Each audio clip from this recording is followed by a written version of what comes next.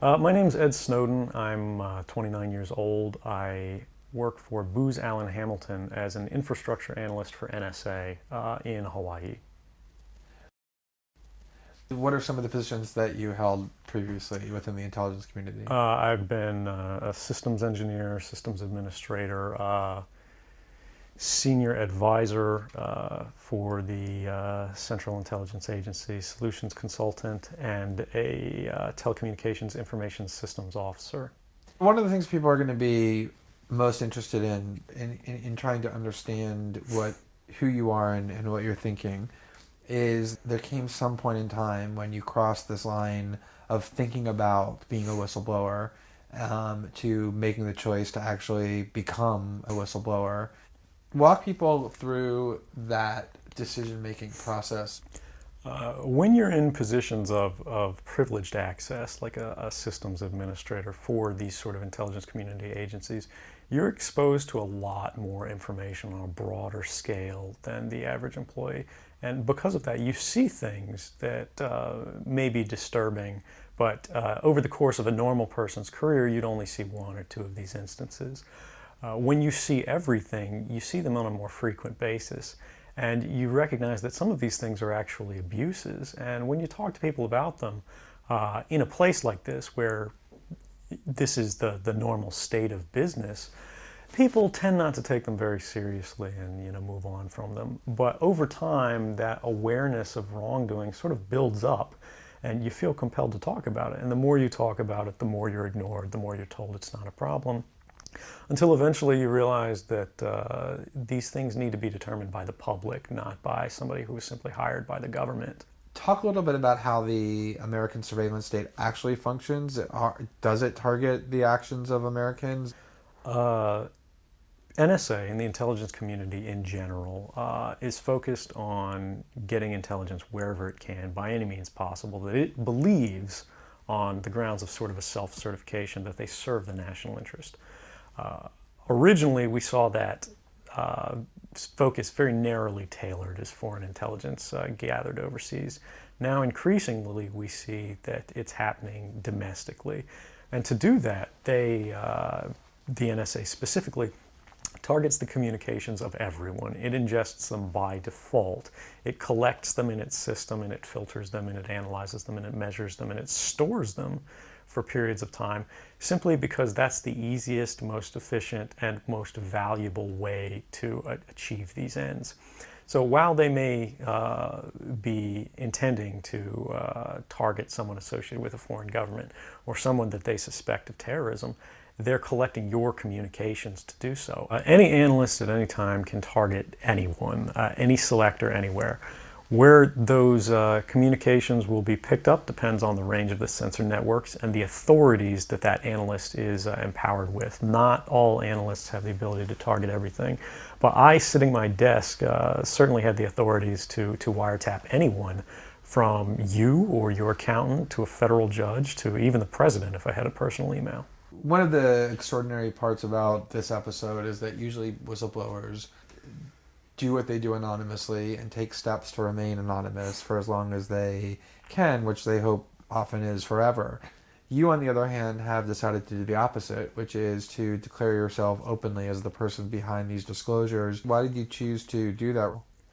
I think that the public is owed an explanation of the motivations behind the people who make these disclosures that are outside of the democratic model. When you are subverting the power of government, that's a fundamentally dangerous thing to democracy.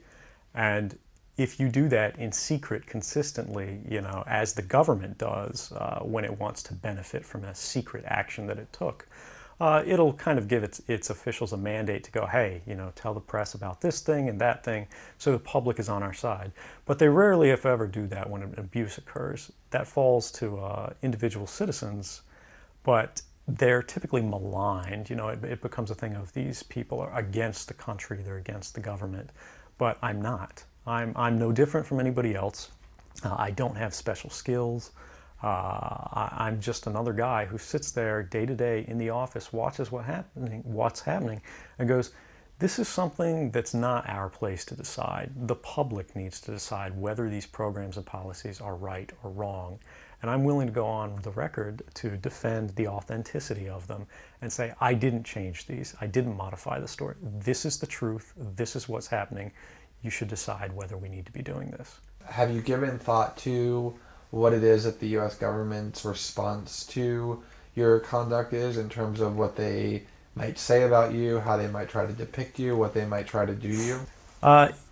Yeah, I could be, rendered by the CIA. I could have people come after me, or any of their third-party partners. They work closely with a number of other nations.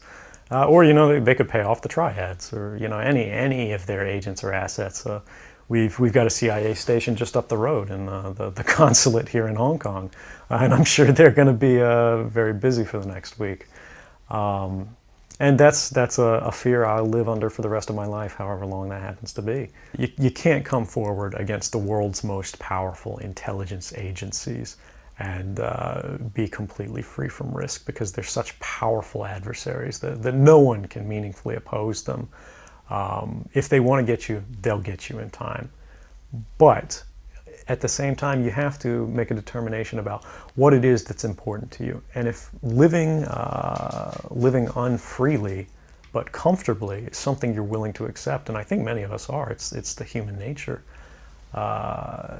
You can get up every day, you can go to work, you can collect your large paycheck for relatively little work against the public interest, and go to sleep at night after watching your shows. But if you realize that that's the world that you helped create, and it's going to get worse with the next generation and the next generation who extend the capabilities of this sort of architecture of oppression, you realize that you might be willing to accept any risk. And it doesn't matter what the outcome is, so long as the public gets to make their own decisions about how that's applied. Why should people care about surveillance? Because even if you're not doing anything wrong, you're being watched and recorded. And the storage capability of these systems increases every year consistently by orders of magnitude, to where it's getting to the point you don't have to have done anything wrong. You simply have to eventually fall under suspicion from somebody, even by a wrong call. And then they can use the system to go back in time and scrutinize every decision you've ever made, every friend you've ever discussed something with, and attack you on that basis to sort of derive suspicion from an innocent life and paint anyone in the context of a wrongdoer. We are currently sitting in a room in Hong Kong, which is where we are because you've traveled here. Talk a little bit about why it is that you came here, and specifically there are going to be people who will speculate that what you really intend to do is to defect to the country that many see as the number one rival of the United States, which is China, and that what you're really doing is essentially seeking to aid an enemy of the United States with which you intend to seek asylum. Can you talk a little bit about that? Sure. So there's a couple assertions in those arguments that are sort of embedded in the questioning of the choice of Hong Kong. The first is that China is an enemy of the United States. It's not. I mean, there are conflicts between the United States government and the Chinese PRC government, but the peoples inherently, we don't care. We trade with each other freely. We're not at war. We're not in armed conflict, and we're not trying to be. We're the largest trading partners out there for each other. Additionally, Hong Kong has a strong tradition of free speech. People think, oh, China, great firewall. Mainland China does have significant restrictions on free speech, but the people of Hong Kong have a long tradition of protesting in the streets, of making their views known. The internet is not filtered here, no more so than any other Western government.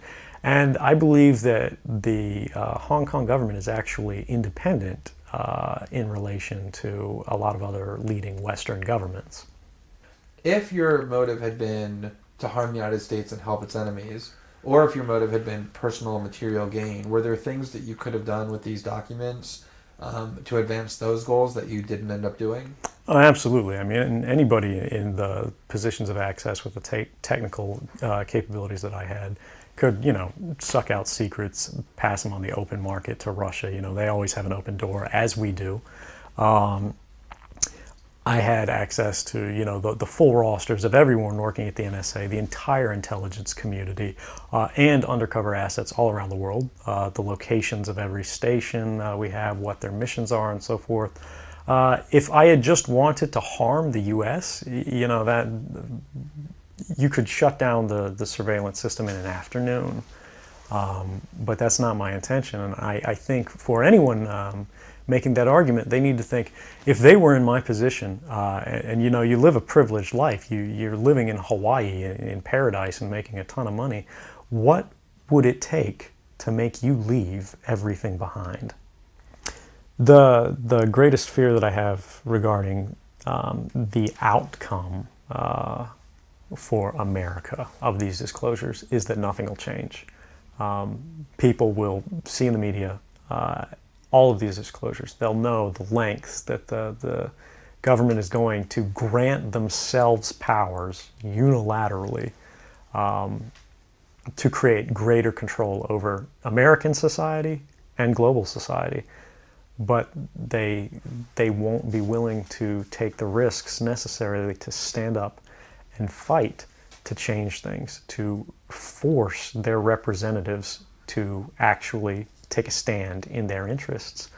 And the months ahead, the years ahead, it's only going to get worse until eventually there will be a time where policies will change, because the only thing that restricts the activities of the surveillance state are policy.